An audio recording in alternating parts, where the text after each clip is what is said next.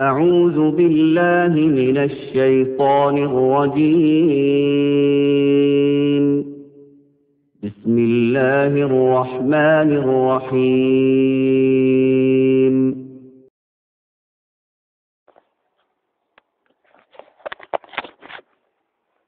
بسم الله الرحمن الرحيم. نحمده ونصلي على رسوله الكريم، أما بعد. قال الله تبارك وتعالى: أعوذ بالله من الشيطان الرجيم. بسم الله الرحمن الرحيم. ربنا وابعث فيهم رسولا منهم يتلو عليهم آياتك ويعلمهم الكتاب والحكمة ويزكيهم إنك أنت العزيز الحكيم. وقال تعالى: أعوذ بالله من الشيطان الرجيم. لقد كان لكم في رسول الله أسوة حسنة. صدق اللہ العظیم. محترم بھائیوں، بزرگوں، دوستو، ہمارا جو سیرت کا سلسلہ چل رہا ہے، ہم نے پہلے جمعہ کو پیارے نبی صلی اللہ علیہ وسلم کی ولادت سے پہلے کے حالات اور آپ صلی اللہ علیہ وسلم کی ولادت کو سنا. دوسرے جمعہ آپ صلی اللہ علیہ وسلم کا بچپن، آپ صلی اللہ علیہ وسلم کی شادی اور نبوت ملنے سے پہلے تک کے حالات کو ہم نے سنا. آج ہمارا تیسرا جمعہ ہے. آج ہم انشاءاللہ نبوت اور اس کے بعد دین کی خاطر تکالیف اور مصیبتوں کا برداشت کرنا، اس کو سنیں گے.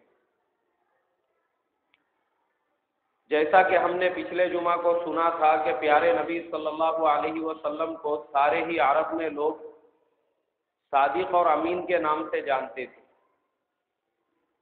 ہر کوئی آپ کو صادق یا امین کہتا تھا اور آپ کی عزت کرتا تھا. آپ صلی اللہ علیہ وسلم کی جیسی جیسی عمر بڑھتی گئی، آپ صلی اللہ علیہ وسلم اللہ تبارک و تعالی کی طرف راغب ہونے لگے اور زیادہ سے زیادہ تنہائی کو پسند کرنے لگے. خلوت نشینی آپ نے اختیار کی. جب آپ صلی اللہ علیہ وسلم کی عمر 32 اور 33 سال کو پہنچی تو آپ صلی اللہ علیہ وسلم لوگوں سے کم ملنے جلنے لگے، اور آپ صلی اللہ علیہ وسلم مکہ مکرمہ کے قریب میں مینا کے راستے میں ایک پہاڑ ہے جس کو جبل نور کہا جاتا ہے. اس پہاڑ کے اوپر ایک غار تھا جس کو غار ہرا کہتے ہیں.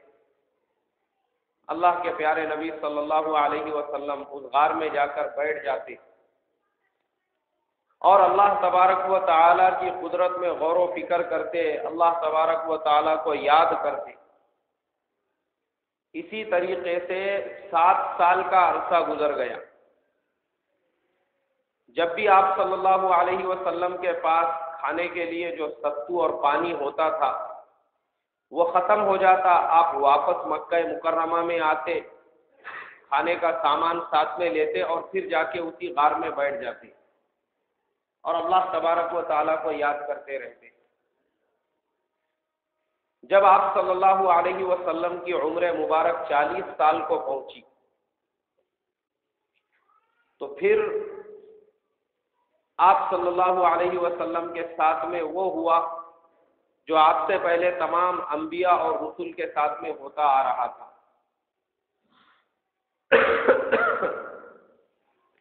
حضرت جبریل علیہ السلام آپ صلی اللہ علیہ وسلم کے سامنے حاضر ہوئے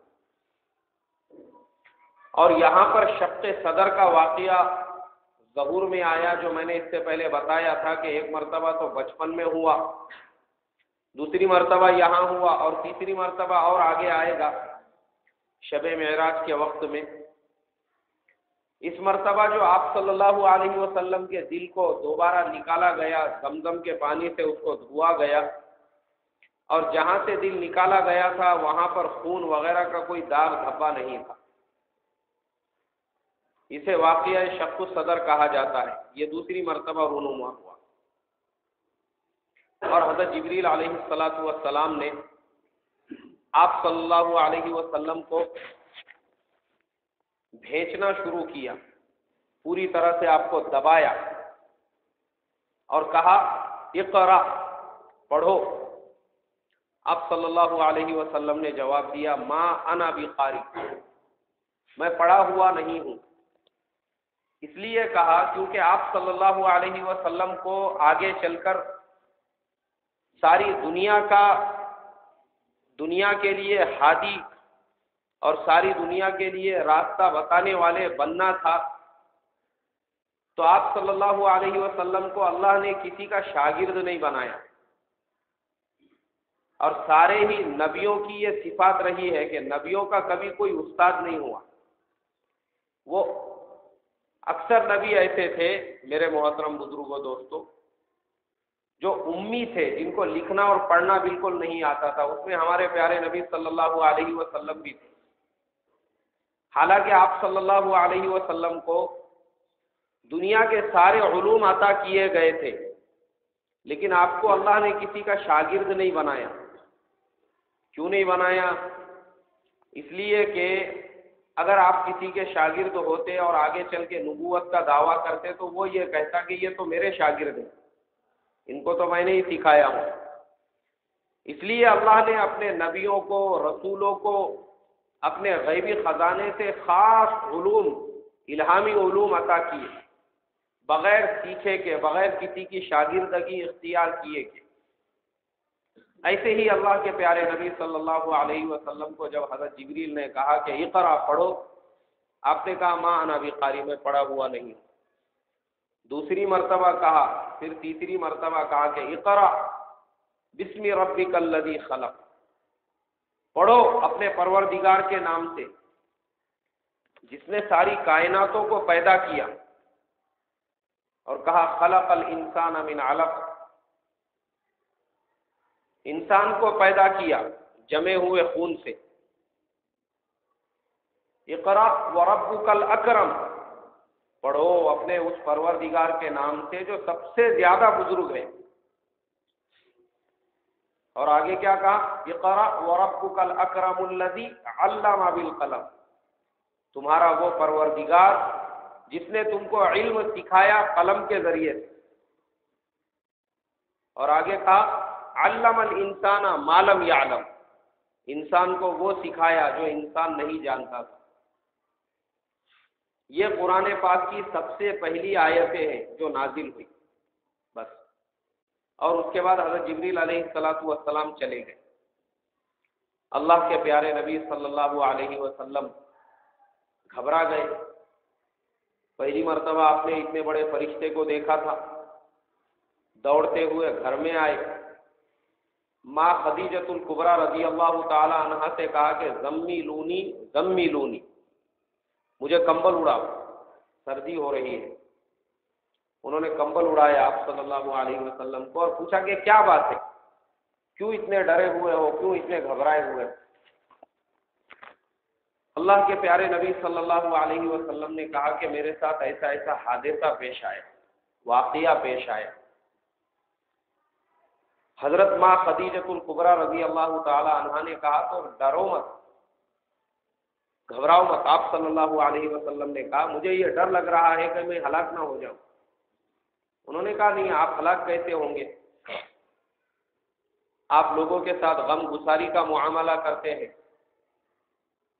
آپ یتیموں کی کفالت کرتے ہیں، مظلوموں کا ساتھ دیتے ہیں، آپ کو اللہ ہلاک نہیں کرے گا۔ اور اس کے بعد وہ آپ صلی اللہ علیہ وسلم کو اپنے چچا زاد بھائی ورقہ ابن نوفل کے پاس لے کر گئے۔ یہ مکے کے بہت بڑے اور بزرگ آدمی تھے، اور یہ بھی بتوں کی پرستش نہیں کرتے تھے، انہوں نے بتوں کی پرستش چھوڑ کر عیسائی مذہب کو اختیار کر لیا۔ جب اللہ کے پیارے نبی صلی اللہ علیہ وسلم کی یہ باتیں انہوں نے سنی، انہوں نے کہا کہ تمہارے لیے خوشخبری ہو، اللہ تبارک و تعالی نے تم کو نبوت کا تاج عطا کیا ہے، اور یہ وہی ناموس اکبر ہے جو تم سے پہلے حضرت موسیٰ علیہ السلام کے پاس بھی آئے تھے، حضرت عیسیٰ علیہ السلام کے پاس بھی آئے، اب تمہارے پاس بھی آئے۔ لیکن یاد رکھو تمہاری قوم تمہاری دشمن بن جائے گی اور تم کو نکال دے گی۔ رسول اللہ صلی اللہ علیہ وسلم نے پوچھا کیا میرے ساتھ ایسا ہوگا کہ میری قوم مجھ کو نکال دیں گی؟ ورقہ ابن نوفل نے کہا کہ ہاں ایسا ہی ہوگا، تمہاری قوم تمہاری دشمن بن جائے گی، تم کو ستایا جائے گا، پریشان کیا جائے گا۔ اور پھر یہ کہا کہ دیکھو میں بوڑھا ہو چکا ہوں، وہ بہت بوڑھے ہو گئے تھے، بہت زیادہ ان کی عمر ہو گئی تھی۔ کہنے لگے مجھے ایسا نہیں لگتا کہ میں زندہ رہوں گا، اگر میں زندہ رہوں گا تو ضرور تمہارا ساتھ دوں گا۔ اس کے بعد اللہ کے پیارے نبی صلی اللہ علیہ وسلم اپنے گھر واپس آ گئے اور پھر آپ پر کوئی وحی نازل نہیں ہوئی۔ چند دنوں کے بعد اللہ کے پیارے نبی صلی اللہ علیہ وسلم کمبل اوڑے ہوئے، چادر اوڑے ہوئے غار حرا سے اپنے گھر کی طرف آ رہے تھے کہ پھر واپس حضرت جبریل علیہ السلام آئے اور آپ صلی اللہ علیہ وسلم سے کہا یا ایھا المدثر قم فانذر وربک فکبر وثیابک فطہر۔ یہ قرآن پاک کی دوسری آیتیں تھیں جو ان پہلی آیتوں کے بعد نازل ہوئی۔ اللہ کے پیارے نبی صلی اللہ علیہ وسلم کو اشارہ دیا گیا لوگوں کو اللہ کی طرف بلانے کا۔ اب آپ صلی اللہ علیہ وسلم سمجھ گئے اللہ تبارک و تعالیٰ کے منشے کو، اللہ ان سے کیا چاہتے ہیں، اور آپ صلی اللہ علیہ وسلم نے دعوت و تبلیغ کی شروعات کر دی۔ سب سے پہلے آپ نے دعوت کے کام کو شروع کیا اپنے گھر سے، اپنی بیوی حضرت خدیجۃ الکبریٰ رضی اللہ تعالی عنہا پر ایمان کو پیش کیا اور کہا اللہ نے مجھ پر یہ ذمہ داری دی ہے کہ لوگوں کو اللہ کی طرف بلاؤں اور کفر اور شرک سے روکوں، تو وہ مسلمان ہو گئی۔ عورتوں میں یہ سب سے پہلی مبارک عورت تھی جنہوں نے اللہ کے پیارے نبی صلی اللہ علیہ وسلم کے ہاتھ پر ایمان کو قبول کیا۔ آپ صلی اللہ علیہ وسلم کے چچا زاد بھائی حضرت علی کرم اللہ وجہہ جو آپ صلی اللہ علیہ وسلم کی کفالت میں تھے، آپ نے ان پر بھی ایمان کو پیش کیا اور کہا کہ بتوں سے بیداری کا اعلان کرو اور ایک اللہ کے ہونے کو اقرار کرو۔ حضرت علی رضی اللہ تعالیٰ عنہ بھی ایمان میں داخل ہو گئے۔ چھوٹے سے بچے تھے، بچوں میں سب سے پہلے ایمان لانے والوں میں یہی تھے حضرت علی رضی اللہ تعالیٰ عنہ۔ اور آپ کے غلام جن کے بارے میں نے پچھلے جمعہ کو بتایا تھا، زید بن حارثہ رضی اللہ تعالیٰ عنہ، اللہ کے پیارے نبی صلی اللہ علیہ وسلم نے ان پر بھی ایمان کو پیش کیا، وہ بھی مسلمان ہوئے۔ یہ تین لوگ تھے جو آپ کے گھر کے افراد تھے، جس میں ایک تو آپ کے بھتیجے، آپ کے چچا زاد بھائی اور آپ کے منہ بولے بیٹے اور آپ کے غلام زید بن حارثہ، اور دوسرے حضرت خدیجۃ الکبریٰ رضی اللہ تعالی عنہا تھی۔ یہ گھر کے افراد تھے جو آپ کے ہاتھ پر ایمان لے کر آئے پہلے ہی دن۔ آپ کے دوستوں میں حضرت ابو بکر صدیق رضی اللہ تعالی عنہ بھی تھے۔ آپ نے جب ان پر ایمان کو پیش کیا تو مردوں میں سب سے پہلے انہوں نے کلمہ پڑھا اور مسلمان ہو گئے۔ یہ چار لوگ وہ تھے جو آپ کو اچھی طرح سے جانتے تھے، بچپن سے پہچانتے تھے، جنہوں نے آپ کے ہاتھ پر ایمان کو قبول کیا اور مسلمان ہو گئے۔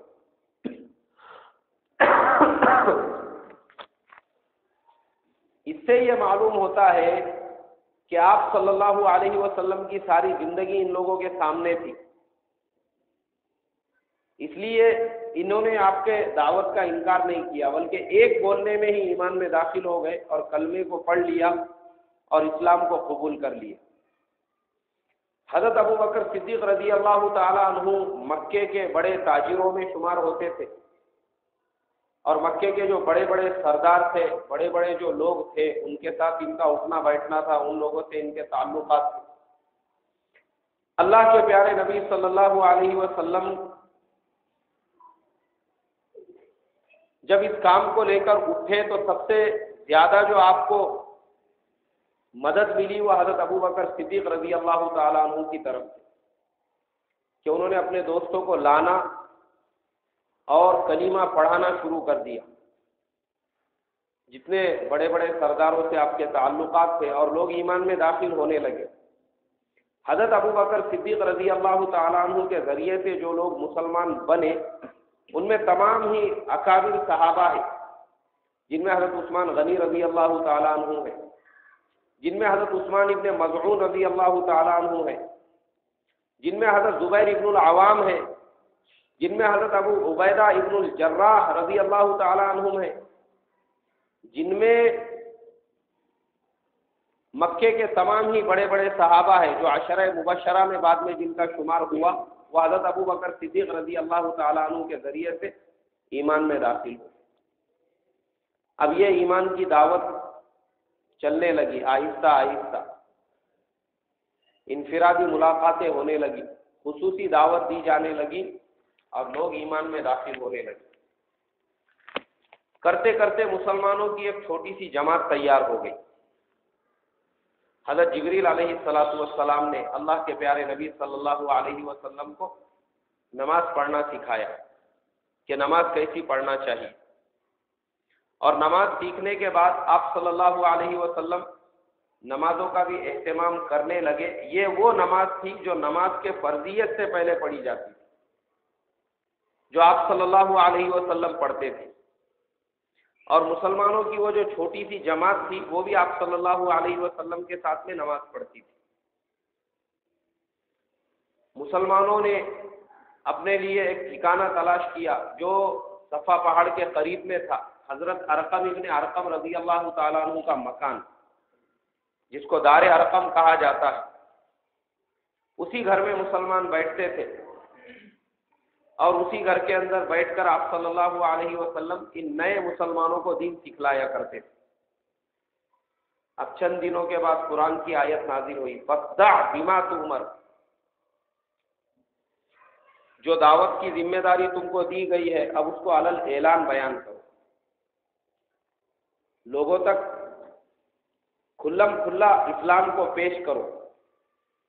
اللہ کے پیارے نبی صلی اللہ علیہ وسلم صفا پہاڑ کے اوپر چڑھے.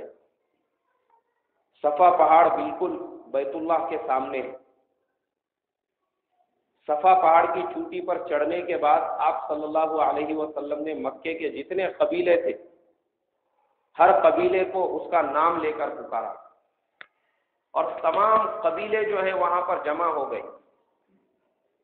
جب سب جمع ہو گئے لوگ یہ فکر میں تھے کہ پتہ نہیں اللہ کے پیارے نبی صلی اللہ علیہ وسلم آج کیا کہنے والے ہیں، کہ اس سے پہلے تو آپ صلی اللہ علیہ وسلم نے کبھی لوگوں کو جمع نہیں کیا، اور آپ صلی اللہ علیہ وسلم کو سارے ہی مکے والے صادق اور امین کہا کرتے تھے. اس لیے لوگ خاص اہتمام کے ساتھ سارے کے سارے صفا پہاڑ کے اوپر چڑھ گئے. اللہ کے پیارے نبی صلی اللہ علیہ وسلم نے خطبہ دینا شروع کیا اور کہا کہ لوگوں، اگر میں یہ کہوں کہ اس صفا پہاڑ کے پیچھے ایک لشکر ہے جو تمہارے اوپر حملہ کرنے والا ہے، تو کیا تم میری بات کو قبول کر لو گے؟ تمام لوگوں نے یہ کہا کہ ہاں، ہم نے آپ کو اس سے پہلے کبھی جھوٹ بولتے ہوئے نہیں دیکھا، آپ صلی اللہ علیہ وسلم صادق ہے، امین ہے، آپ جو کہیں گے وہ سچ ہوگا. تو آپ صلی اللہ علیہ وسلم نے کہا کہ لوگوں، موت کا لشکر تمہارے پیچھے ہے اور وہ کبھی بھی تم کو ہلاک کر سکتا ہے. اس سے پہلے کہ وہ لشکر آ کے تم کو ہلاک کر لے، قولوا لا الہ الا اللہ تفلحون، لا الہ الا اللہ کا اقرار کر لو کہ اللہ کے علاوہ کوئی عبادت کے لائق نہیں ہے، اللہ تم کو کامیاب کر دے گا. مکے کے جو لوگ تھے ان کے دلوں میں ان کے بتوں کی عظمت بیٹھی ہوئی تھی، ان کی محبت بیٹھی ہوئی تھی دلوں کے اندر، کہ لوگوں نے بت گھڑ لیے ہوئے تھے، یہ اولاد دینے والا بت ہے، یہ بارش برسانے والا بت ہے، یہ نفع نقصان کا دینے والا بت ہے، یہ روزی میں برکت کا بت ہے. اور وہ باپ دادا کے زمانے سے سلسلہ چلتا آ رہا تھا. اس کے لیے ان کے دل و جگر کے اندر ان بتوں کی محبت ایسے پیوست ہو چکی تھی کہ ان کے خلاف یہ کوئی بات سننا نہیں چاہتے تھے. انہوں نے کبھی زندگی میں یہ تصور بھی نہیں کیا تھا کہ کوئی ہمارے بتوں کو برا بھلا کہے گا، اس لیے وہ یہ تصور بھی نہیں کر سکتے تھے کہ کوئی ہمارے خداؤں کو برا بھلا کہے گا۔ لیکن جب اللہ کے پیارے نبی صلی اللہ علیہ وسلم نے ان کو ایک اللہ کی طرف بلایا اور انہوں نے یہ سنا تو سارے کے سارے مکے والے حیرت زدہ ہو گئے اور آپس میں چیمی گوئیاں ہونے لگی۔ آپ صلی اللہ علیہ وسلم کا چچا جس کا نام ابو لہب تھا، وہ ایک گدھی کے اوپر بیٹھا ہوا تھا، اس کے ہاتھ میں ایک لکڑی تھی اور اس لکڑی سے زمین کو کھود رہا تھا۔ اس نے کہا، اے محمد تیرے لیے تباہی اور بربادی ہو، کیا تو نے ہم کو اس بیکار کام کے لیے یہاں پر بلایا تھا، ایک لغو بات سننے کے لیے؟ اور سارا مجمع جو ہے تتر بتر ہو گیا۔ لیکن اس ایک اعلان کا فائدہ یہ ہوا کہ مکے کے ہر گھر میں آپ صلی اللہ علیہ وسلم کی دعوت کا چرچا ہونے لگا۔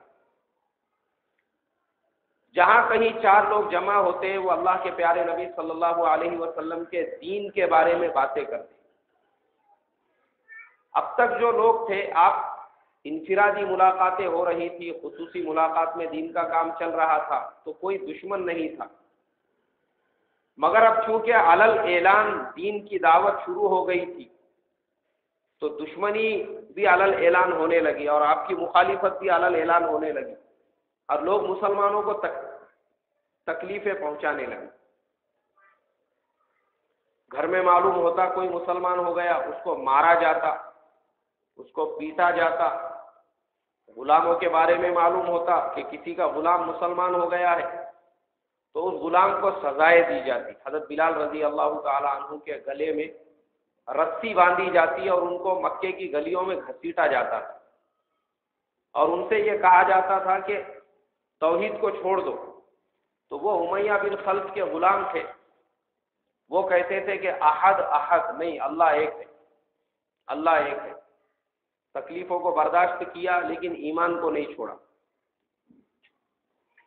دوسرے جو صحابہ ہیں ان کو بھی ایسی ہی سزائیں دی گئی۔ حضرت عثمان غنی رضی اللہ تعالی عنہ کو رسیوں سے باندھ دیا گیا، یہاں تک کہ خود اللہ کے پیارے نبی صلی اللہ علیہ وسلم کے راستے میں کانٹے بچھائے جاتے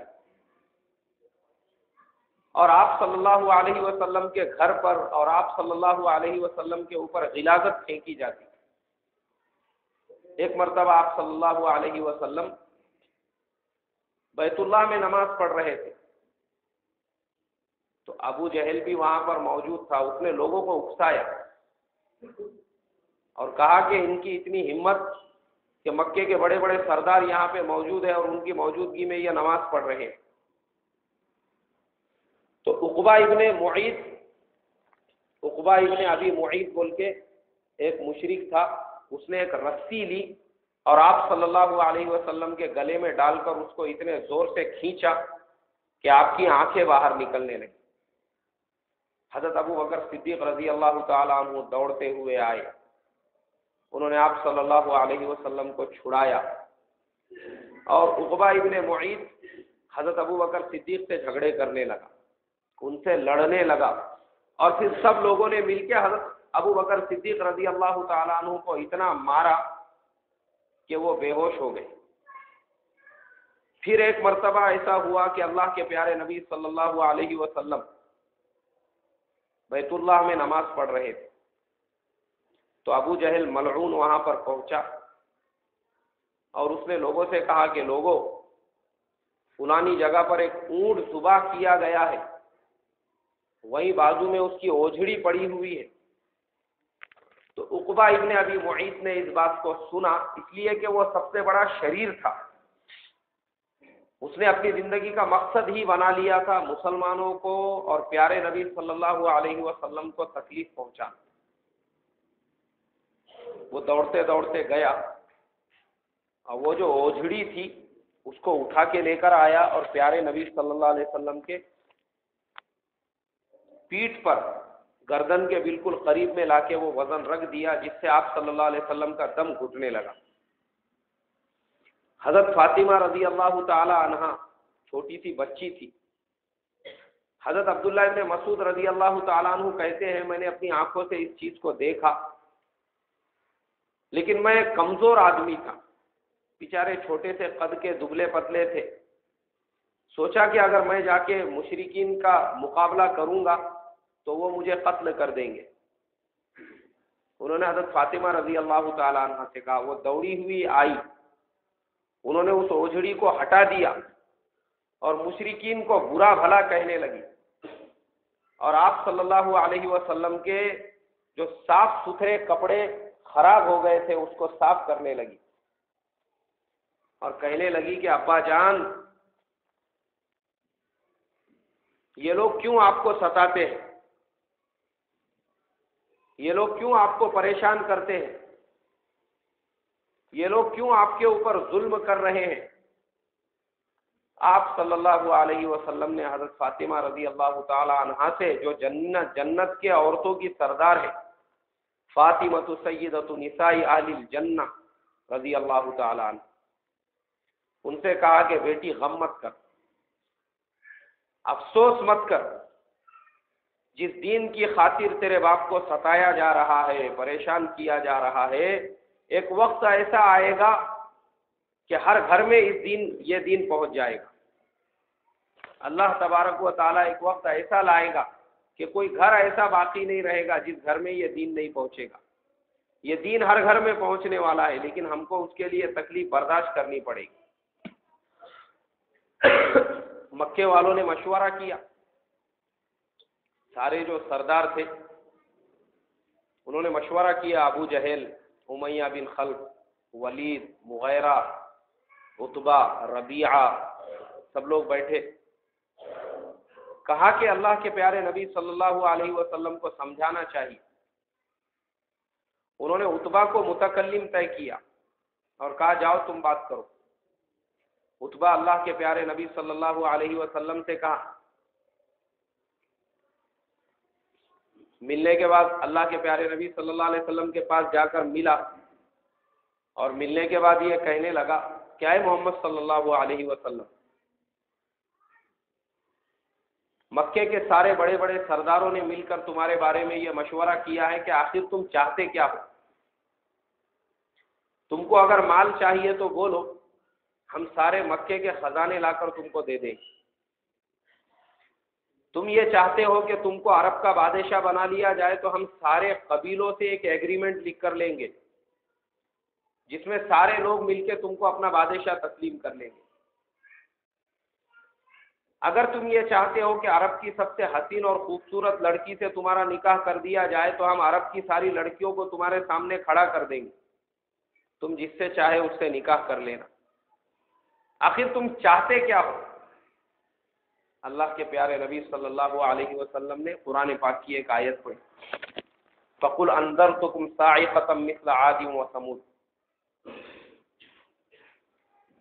جیسے ہی آپ نے یہ آیت پڑھی، عتبہ نے آپ صلی اللہ علیہ وسلم کے ہونٹوں پر ہاتھ رکھ دیا اور کہا خدا کے لیے ایسا مت کہو. کیا تھا اس آیت کا مطلب؟ اس کا مطلب یہ تھا اللہ تعالیٰ نے حضرت صالح علیہ السلام سے کہا تھا کہ اپنی قوم سے کہو انتظار کرو. حضرت صالح علیہ السلام سے کہا تھا کہ اپنی قوم سے کہو اللہ کا عذاب آنے والا ہے. وہی بات اللہ نے اپنے پیارے نبی صلی اللہ علیہ وسلم سے کہا، اے محمد صلی اللہ علیہ وسلم اپنی قوم سے کہو، ڈراؤ ان کو. کیا تم انتظار کر رہے ہو جیسے قوم عاد اور سمود کے اوپر عذاب آتا ہے ویسے ہی تمہارے اوپر آنا چاہیے؟ تو عتبہ اس بات کو سمجھ گیا، اس نے آپ کے ہونٹوں پر ہاتھ رکھ دیا، کہا کہ نہیں، ہمارے لیے وہ دعا مت کرو جیسے اللہ نے قوم عاد اور سمود کو ہلاک کیا تھا. اس کے بعد عتبہ چلا گیا. واپس جانے کے بعد یہ سارے لوگ جنہوں نے مشورے سے عتبہ کو متکلم طے کر کے بھیجا تھا انتظار کر رہے تھے کہ آپ صلی اللہ علیہ وسلم کا کیا جواب ملتا ہے. کہنے لگے کیا ہوا؟ عتبہ نے کہا دیکھو، میں جو محمد صلی اللہ علیہ وسلم کی زبان سے سن کر آیا ہوں میں تم کو نہیں کہہ سکتا. مجھے تو تمہارے بارے میں ڈر لگ رہا ہے. بس میں تم لوگوں سے یہی کہنا چاہوں گا ان کو ان کے حال پہ چھوڑ دو، وہ جو کام کر رہے ہیں کرنے دو. یہ لوگ کہنے لگے ایسا لگتا ہے کہ عتبہ نے محمد صلی اللہ علیہ وسلم کی دعوت کھائی ہے، اسی لیے تو وہ گیا تھا ہماری بولی بولنے کے لیے، لیکن آ کے وہ ان کی بولی بول رہا ہے۔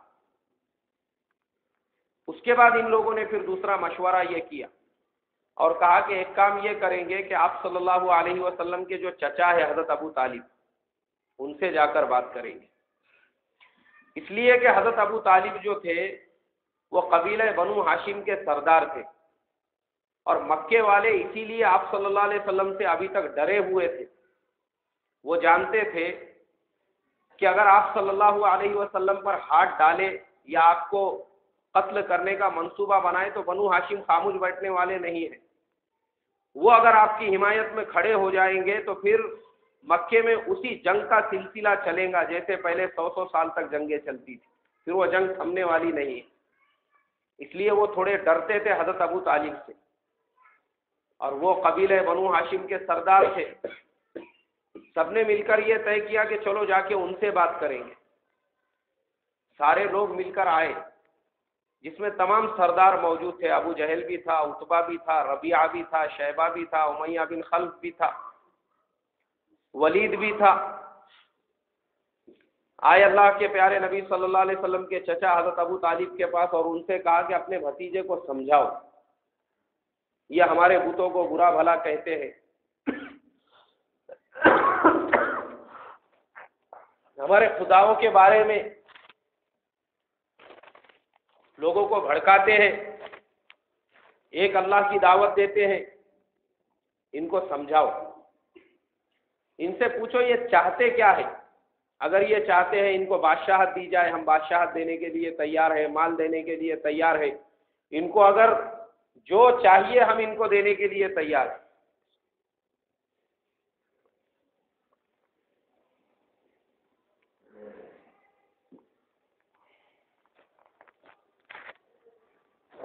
اگر یہ چاہتے ہیں کہ ان کو عرب کا بادشاہ بنا دیا جائے تو ہم بادشاہ بنانے کے لیے بھی تیار ہیں۔ اللہ کے پیارے نبی صلی اللہ علیہ وسلم آئے، حضرت ابو طالب نے کہا کہ بیٹے محمد، یہ مکے کے بڑے بڑے شریف لوگ آئے ہیں، یہ کہہ رہے ہیں کہ تم کو کیا چاہیے۔ آپ صلی اللہ علیہ وسلم نے کہا کہ چچا جان، ان سارے لوگوں سے کہہ دو کہ اگر میرے سیدھے ہاتھ میں چاند اور بائیں ہاتھ میں سورج بھی رکھ دیا جائے تب بھی میں اللہ تبارک و تعالیٰ نے جو ذمہ داری مجھے دی ہے میں اس کو چھوڑنے والا نہیں ہوں۔ جب تک میری جان میں جان باقی ہے، ان لوگوں سے کہو کہ جب تک میں زندہ ہوں اس وقت تک دین کی محنت کرتا رہوں گا، اگر یہ کر سکتے ہیں تو مجھے قتل کر دیں، بس یہی ان کے پاس ایک راستہ ہے۔ مکے کے سارے لوگ واپس ہو گئے، حضرت ابو طالب رونے لگے۔ اللہ کے پیارے نبی صلی اللہ علیہ وسلم سمجھ گئے کہ شاید چچا جان میرے اوپر سے حمایت واپس لینا چاہتے ہیں، اسی لیے وہ رو رہے ہیں۔ پیارے نبی صلی اللہ علیہ وسلم نے حضرت ابو طالب سے کہا کہ چچا جان، میں اس کام کو چھوڑنے والا نہیں ہوں، چاہے اس کے لیے مجھے کتنی بھی تکلیفیں برداشت کرنی پڑے، اور اگر آپ یہ چاہتے ہیں کہ میں آپ کی حمایت سے باہر آ جاؤں اور آپ میرا ساتھ دینا نہیں چاہتے ہیں تو مجھے میرے حال پر چھوڑ دو، میں اس کے بعد بھی دین کا کام کرتا رہوں گا۔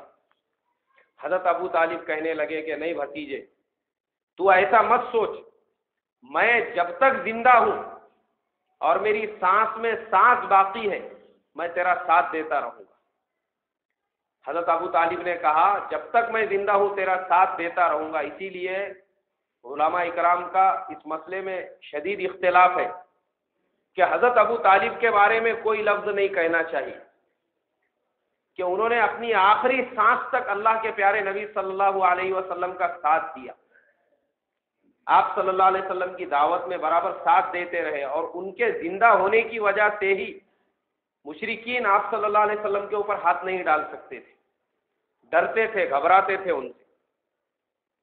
اب میرے محترم بزرگوں، جب مسلمانوں کو زیادہ تکلیف دی جانے لگی مکہ مکرمہ میں، تو آپ صلی اللہ علیہ وسلم نے سارے مسلمانوں کو جمع کر کے یہ اعلان کر دیا کہ تم لوگ اگر چاہو تو مکے سے ہجرت کر سکتے ہو، مسلمانوں کو جب اللہ کے پیارے نبی صلی اللہ علیہ وسلم کی طرف سے ہجرت کی اجازت مل گئی تو سب سے پہلے 11 مرد اور چار عورتوں کی ایک چھوٹی سی جماعت، جس میں حضرت عثمان غنی رضی اللہ تعالیٰ عنہ تھے اور پیارے نبی صلی اللہ علیہ وسلم کی بیٹی بھی تھی حضرت رقیہ رضی اللہ تعالیٰ عنہ، جن کا نکاح حضرت عثمان غنی رضی اللہ تعالیٰ عنہ کے ساتھ ہوا تھا۔ حضرت عثمان ابن مظعون بھی تھے، حضرت عبداللہ ابن مسعود رضی اللہ تعالیٰ عنہ بھی تھے۔ یہ 15 لوگوں کی چھوٹی سی جماعت حبشہ کے لیے روانہ ہو گئی، اور یہ پہلی مسلمانوں کی جماعت تھی جس نے مکہ مکرمہ سے حبشہ کی طرف ہجرت کی۔ مطلب دین کی خاطر جس جماعت نے سب سے پہلے سفر کیا اور جس جماعت نے سب سے پہلے ہجرت کی، یہ وہی جماعت تھی مسلمانوں کی 15 لوگوں کی، جنہوں نے مکے سے ہجرت کر کے حبشہ کا سفر اختیار کیا۔ جدہ پہنچے، جدہ میں پانی کا جہاز تھا جس کے ذریعے سے یہ لوگ حبشہ چلے گئے۔ حبشہ میں اور جدہ میں زیادہ فرق نہیں ہے، بیچ میں سمندر کی ایک چھوٹی سی لائن ہے، بس وہ سمندر کی لائن کو کراس کرنے کے بعد ادھر ایتھوپیا ہے، جس کو آج ایتھوپیا کہتے ہیں، وہ زمانے میں اس کو حبشہ کہتے تھے۔ مسلمان وہاں پہنچ گئے اور جا کے آرام سکون سے زندگی بسر کرنے لگے۔ مکے میں جو دوسرے مسلمان تھے، ان مسلمانوں کو جب پتہ چلا کہ حبشہ پہنچنے کے بعد مسلمان وہاں پر خیر و عافیت کے ساتھ ہے، ان کو کوئی تکلیف نہیں ہے، اور وہاں کے لوگ بھی مسلمانوں کا ساتھ دے رہے ہیں، تو آپ صلی اللہ علیہ وسلم نے دوسرے مسلمانوں کو بھی اجازت دی، اور آہستہ آہستہ مسلمان ایک ایک کر کے مکہ مکرمہ سے ہجرت کر کے حبشہ کی طرف روانہ ہونے لگے۔ انہی میں اللہ کے پیارے نبی صلی اللہ علیہ وسلم کے ایک چچا زاد بھائی حضرت علی رضی اللہ تعالیٰ عنہ کے سگے بھائی حضرت جعفر رضی اللہ تعالیٰ عنہ بھی تھے۔ انہوں نے بھی ہجرت کو اختیار کیا اور مکہ مکرمہ سے حبشہ کی طرف چلے گئے۔ تھوڑے سے وقت کے اندر 83 لوگ مکے سے حبشہ کی طرف ہجرت کر چکے تھے۔ مکے والوں کو جب یہ پتہ چلا اور انہوں نے دیکھا کہ یہ لوگ کہاں جا رہے ہیں، پہلے 15 لوگ غائب ہوئے، اس کے بعد آہستہ آہستہ آہستہ کر کے یہ تو پورا مکہ خالی ہو جائے گا اور یہ لوگ حبشہ کو اپنا مرکز بنا لیں گے، پھر مسلمانوں کی تعداد وہاں پہ بڑھ جائے گی۔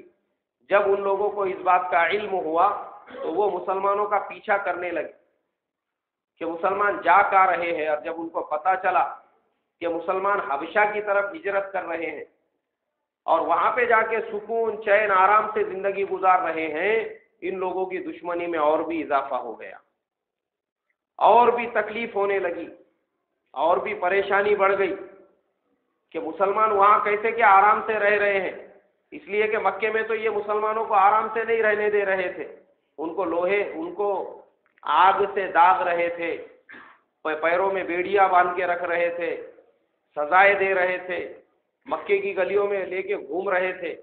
اتنی تکلیفیں اور مصیبتیں تھی مکہ مکرمہ میں، اور وہاں آزادی کی زندگی مسلمان گزار رہے ہیں، یہ سننا ان لوگوں نے گوارا نہیں کیا۔ پھر ایک مشورے کی میٹنگ بلائی گئی، سارے بڑے بڑے سردار وہاں پر جمع ہوئے، اور اس مشورے میں یہ طے کیا گیا کہ ایک جماعت تیار کرو مختصر سی، وہ حبشہ کے بادشاہ کے پاس جائے، اس کے لیے کچھ ہدیے بھی لے کر جائے، اور اس سے جا کر یہ کہے کہ ہماری قوم کے چند نوجوان جو اپنے رشتہ داروں کو چھوڑ کر تمہارے ملک میں آ گئے ہیں، وہاں پہ ان کے رشتہ دار، ان کے خاندان والے پریشان ہیں، اور انہوں نے ہم کو یہاں پر بھیجا ہے ان کو لانے کے لیے، ان کو ہمارے ساتھ مکہ دوبارہ واپس بھیج۔ مکے والوں نے یہ طے کیا اور وہ جماعت جو ہے تیار کی گئی۔ اب انشاءاللہ اگلے جمعہ کو حبشہ کے اندر جو حضرت جعفر نے تقریر کی تھی وہ، اور مکے والوں نے جا کے وہاں پہ جا کے کیا کہا، اور اللہ کے پیارے نبی صلی اللہ علیہ وسلم کا طائف کا سفر اور ہجرت سے پہلے تک کے تمام واقعات بیان ہوں گے۔ آپ تمام لوگوں سے درخواست ہے کہ وقت پر پہنچنے کی کوشش کریں، جن کی سنتیں باقی ہیں وہ پڑھ لیں۔